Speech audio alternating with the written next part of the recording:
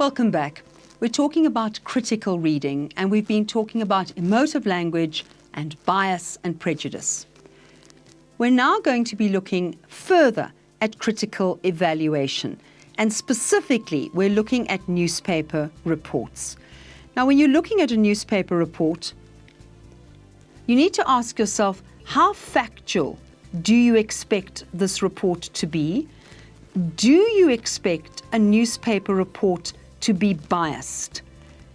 Let's have a look at some headlines. Politician battles to heal business budget wounds. I'm not suggesting that this is necessarily biased or prejudiced, but what you need to see is that it's got emotive language in it. Battles to heal these wounds, the business budget wounds. So in a newspaper, you cannot expect the journalist to be totally objective and unemotional. And you must therefore expect to feel something about where the journalist stands in relation to the person he's describing or the situation he's describing. The politician battles tells you that the politician's having a hard time. We now need to read the article to find out, does the journalist sympathize or is the journalist actually annoyed with the politician? But we can see the politician is trying to help the situation. Just look at some other headlines. UK and US clash, look at the emotive language. Company and union clash, there it is again. Millionaire goes to court over baby. These are very emotive words. Even going to court is emotive. Cancer alert, that's very emotive. We're all worried about getting cancer. Intelligence files reveal threat to public figure. Look at the word threat, very emotive. Carjackers jailed for 13 years. Obviously, carjackers, very emotive word. All right, so the first point is expect emotive language in a newspaper article. Let's look a bit more closely. Look at this article. Mr. Smith, the Minister of Agriculture, says he is determined to help farmers. There has been poor support for them until now, but this is going to change. He is very enthusiastic about encouraging small-scale farming to enable communities to become self-sufficient. His firm leadership and straight speaking will be very welcome after the weak leadership of his predecessor. Now, you could start with factual questions. What is Mr. Smith's position in government? What promises has he made? Or what does he say he wants to achieve? Now, to get the answers to that, you'd simply go back to the passage and you'd look for those questions and those answers. Not a problem.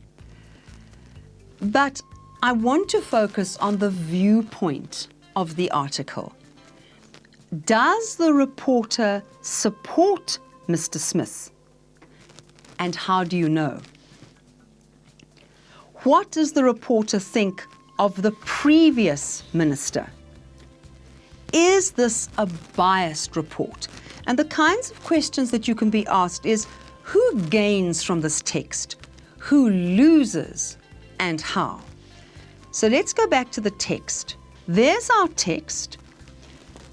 We're saying, does the journalist sympathize with Mr. Smith? Does he support Mr. Smith? Well, he starts by saying that Mr. Smith says that he's determined, but that's Mr. Smith's opinion of himself. There's been poor support for farmers until now. It's going to change. He is very enthusiastic about encouraging small-scale farming to enable communities to become self-sufficient.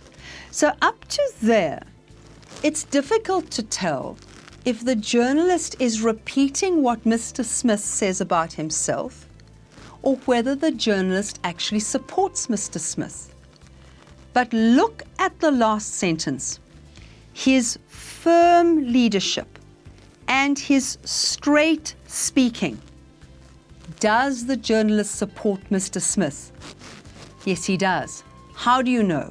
Well, now you would argue because his leadership is described as firm and his speaking is described as straight, honest, open, frank.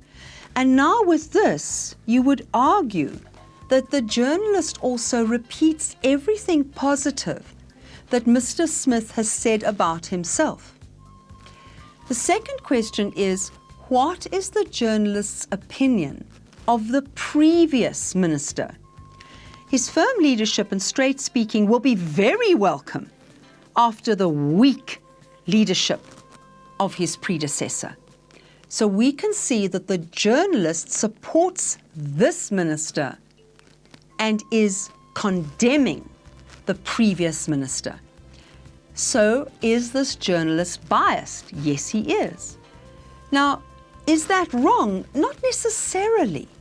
Remember, in a newspaper, you do expect the journalist to have some opinion. So it really depends on where in the paper the article appears. If it's meant to be on the front page, that should be as objective reporting as possible. But if it's further into the newspaper, you start to expect comment and opinion. It is your job to pick up the emotive language and to start to see if there is bias, if there is prejudice, if the journalist is being favorable or unfavorable to the person that he's describing. We'll continue this in our next segment.